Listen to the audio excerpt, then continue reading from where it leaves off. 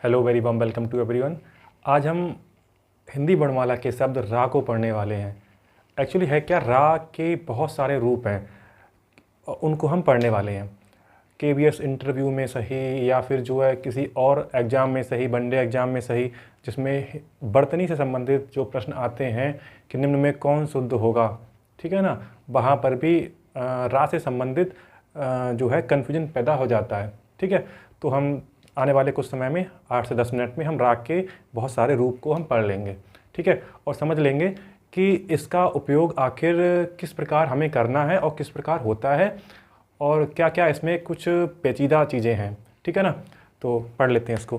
देखिए, रा हिंदी वर्णमाला का शब्द, रा एक व्यंजन है। ठीक है, जितने भी व्यंजन होते हैं हमारे, वो उनमें स्वर जरूर होता है। जैसे कुछ चीज़ें एक्स्ट्रा हमें सीखनी पड़ेंगी। जैसे क्या, मैंने बोला का, तो का में क्या है, ये आ जुड़ा हुआ है का में। ठीक है ना, तो ये बनता है आपका का। अब मैं अगर इस शब्द की बात करूं, का की बात करूं, तो ये जो शब्द है वो स्वर रहित शब्द है, स्वर रहित वर्ण है, सॉरी शब्द नहीं, वर्ण। ठीक है, स्वर रहित है। और ये जो था वो क्या था, स्वर सहित था, इसमें स्वर लगा हुआ था। हमें इस रा को समझने के लिए स्वर सहित और स्वर रहित को पहचानना आना चाहिए। ठीक है, क्लियर। आगे बढ़ते हैं जरा। देखिए, रा का ये तो बहुत ही सामान्य रूप है। इससे बनने वाले जो शब्द हैं, राजा, दरवाजा, ठीक है ना, इस हिसाब से बन सकते हैं। रा का जो मात्रिक रूप है, मात्रा में इसको रा को कैसे यूज करेंगे। जैसे मैंने बोला रा पे एक ही मात्रा लगाओ तो रे, रो, रौ, राजा लिखना तो रा, ये तो बहुत ही सामान्य स्वरूप है। लेकिन अगर हम इसमें मात्रा लगाएं छोटा ऊ की, बड़ा ऊ की, तो थोड़ा सा इसका रूप में थोड़े से कन्फ्यूजन पैदा हो जाते हैं। जैसे मैंने आपसे कहा कि रा में छोटा ऊ लगा दो, लो भाई, तो क्या बन जाएगा ये। और रा में मैंने कहा बड़ा ऊ लगा दो, तो क्या बन जाएगा ये। तो देखो भाई, आपने छोटा ऊ लगाया तो क्या बना, ये बना। बड़ा ऊ लगाया तो क्या बना, ये बना। ये गुंडी निकाल के मैंने चोंच निकाल दी। ठीक है, इससे बनने वाले कुछ शब्द। अब देखो, हम लोग बात कर रहे हैं केवीएस इंटरव्यू की, तो जो हमारा इंटरव्यूअर है वो क्या इससे संबंधित कैसे प्रश्न बना सकता है। सबसे पहली बात, रा और छोटा ऊ को मिलाकर बनने वाले कुछ शब्द लिख दीजिए। रा और बड़ा ऊ को मिलाकर बनने वाले कुछ शब्द लिख दीजिए। ठीक है ना, या जो है इनमें डिफरेंस वो कर सकता है कि ये किसकी मात्रा है, ये किसकी मात्रा है। ठीक है, बहुत ही कॉमन सी बेसिक सी जानकारी है। ओके, तो देखो इससे क्या बन सकता है, रुपया। इससे क्या बन सकता है, रूठना। और क्या बन सकता है इससे, रूप, रुद्र। ठीक है, और भी बहुत सारे शब्द बन सकते हैं, उनको आप लोग देख लोगे। ठीक है, जैसे गुरु। ठीक है, यहां पर अमरूद। ठीक है, तो हमने रा पर मात्रा लगाना सीखी है, जो छोटा ऊ की है और बड़ा ऊ की है। ठीक है, आगे बढ़ जाते हैं। ठीक है, इसको आप चाहो तो नोट कर सकते हो, वैसे कुछ नोट करने लायक इसमें कुछ है वह नहीं। ठीक है, और नॉर्मल सा है। ठीक है, आगे बढ़ जाते हैं। आगे हम बात करने वाले हैं, जैसे मैं आपके सामने कुछ शब्द लिखने वाला हूं। जैसे मैंने लिखा खर्च। जैसे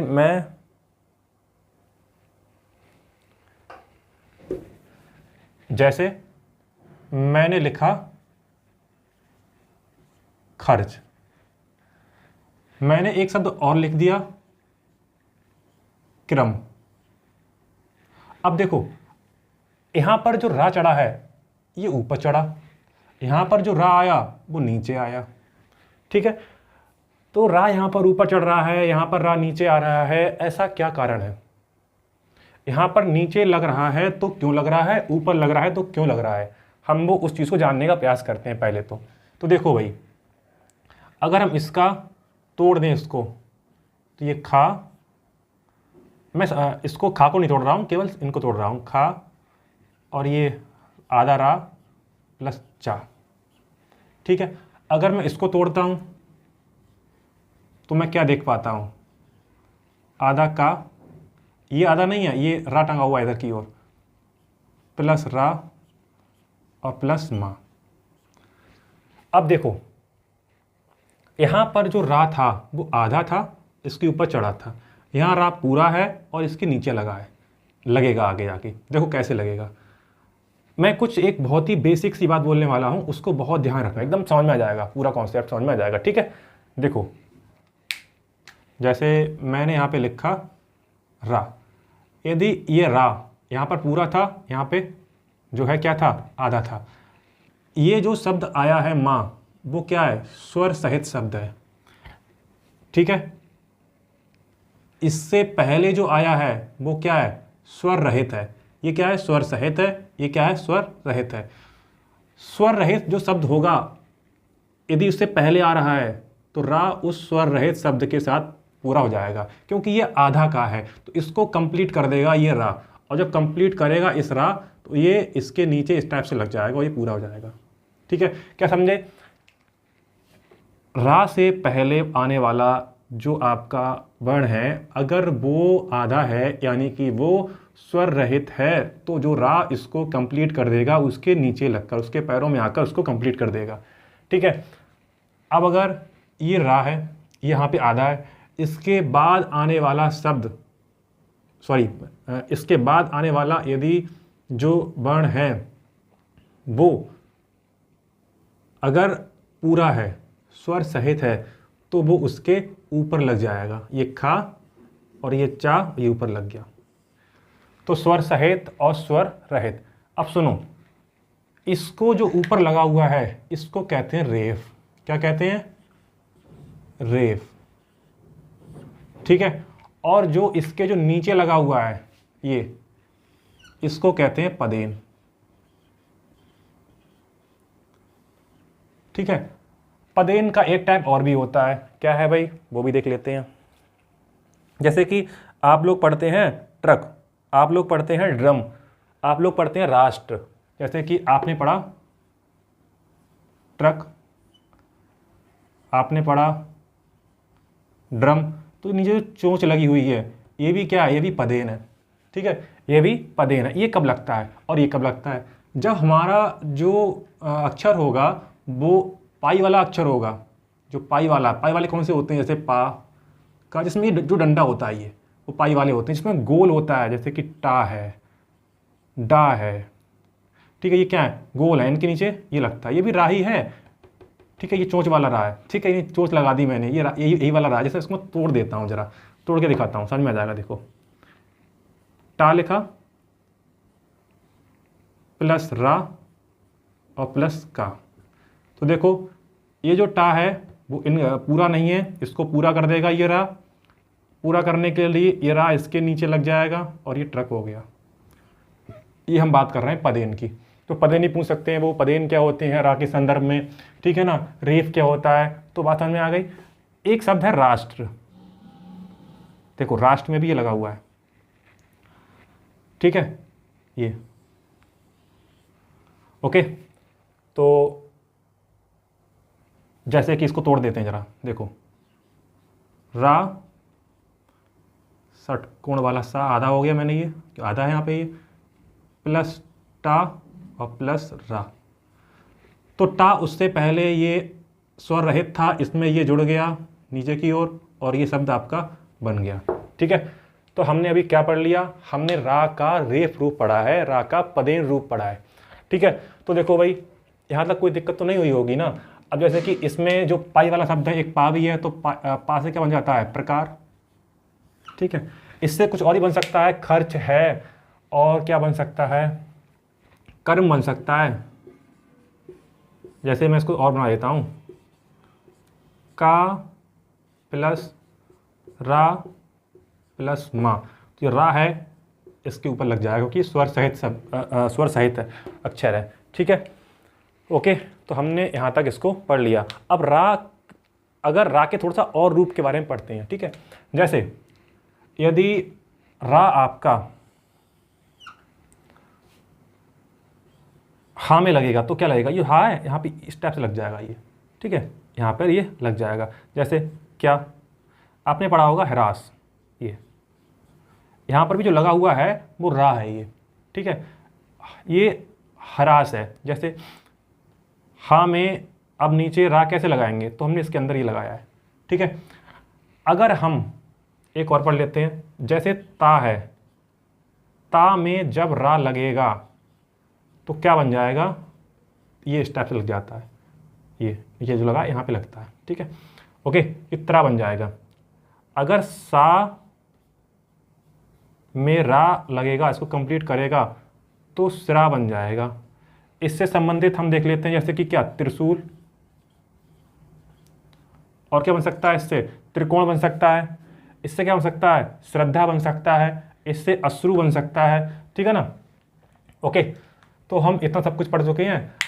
इससे संबंधित अब आप प्रैक्टिस कीजिए, जो भी शब्द देखें उसमें, इससे रिलेटेड जो शब्द देखें उसमें देखें इसमें रेफ लगा है, पदेन लगा है या रिर लगा है। अब देखो रिर क्या होता है,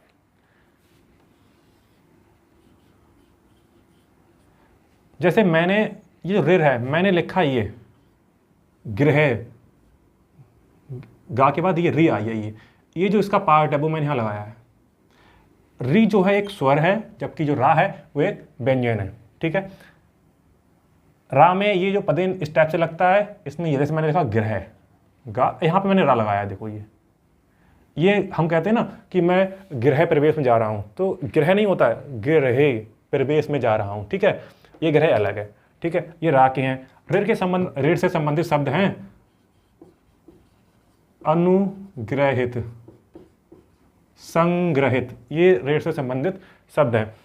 ओके, तो हम लगभग इसको पूरा पढ़ चुके हैं। ठीक है, हम इससे अगली वीडियो में हिंदी वर्णमाला को पढ़ने वाले हैं। हिंदी वर्णमाला में जो बहुत सारे जो शब्द हैं उनका ठिकाना, कि कहाँ पर क्या उनका ठिकाना है, किस शब्द का, किस अक्षर का यूज कहाँ कहाँ होने वाला है। ठीक है ना, कौन सा वर्ण क्या है, कितने स्वर होते हैं, सघोष, अघोष, मूर्धन्य, बहुत कुछ पढ़ने वाले हैं। ठीक है, तो हम हिंदी वर्णमाला में पढ़ेंगे।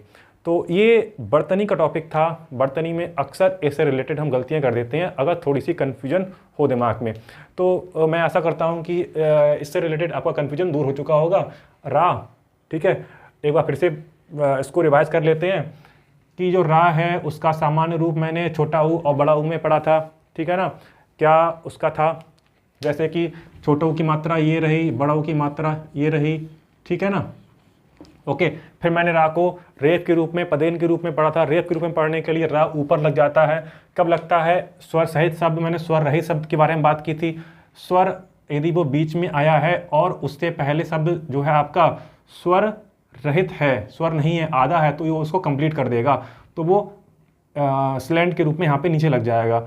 और जो चोंच वाले रा है ये भी जो है उन अक्षर के पीछे लगेगा जो जिनमें गुलाई होती है, इस टाइप से। ठीक है ना, उनके पीछे लग जाएगा। अब जो ये वाले शब्द हैं, स्वर सहित शब्द था ये वाला। ठीक है, ये वाला भी क्या था, स्वर सहित शब्द था, लेकिन यहाँ पे आधा है, इसके बाद वाले के पीछे लगेगा। ओके, आपका टॉपिक क्लियर हो चुका होगा। Okay, thank you, bye bye.